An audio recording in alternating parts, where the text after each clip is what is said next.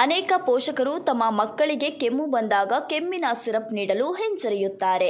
ಆಯುರ್ವೇದ ಮತ್ತು ಮನೆಮದ್ದುಗಳು ಅತ್ಯಂತ ಸುರಕ್ಷಿತ ಮತ್ತು ಅತ್ಯಂತ ಪರಿಣಾಮಕಾರಿ ಮಾರ್ಗವಾಗಿದೆ.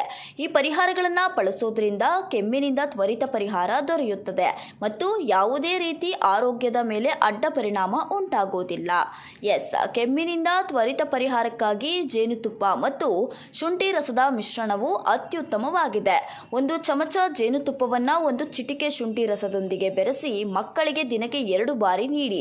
ಜೇನುತುಪ್ಪವು ಗಂಟಲನ್ನು ಶಮನಗೊಳಿಸುತ್ತದೆ ಮತ್ತು ಕೆಮ್ಮಿನ ತೀವ್ರತೆಯನ್ನು ಕಡಿಮೆ ಮಾಡುತ್ತದೆ. ರಾತ್ರಿ ಮಲಗುವ ಮುನ್ನ ಬಿಸಿ ಹಾಲನ್ನು ಅರಿಶಿನದೊಂದಿಗೆ ಬೆರೆಸಿ ಕುಡಿಯಿರಿ. ಅರಿಶಿನವು ಉರಿಯೂತ ನಿವಾರಕ ಮತ್ತು ಬ್ಯಾಕ್ಟೀರಿಯಾ ವಿರೋಧಿ ಗುಣಗಳನ್ನು ಹೊಂದಿದ್ದು, ಇದು ಗಂಟಲು ನೋವು ಮತ್ತು ಸೋಂಕಿನಿಂದ ಪರಿಹಾರ ನೀಡುತ್ತದೆ.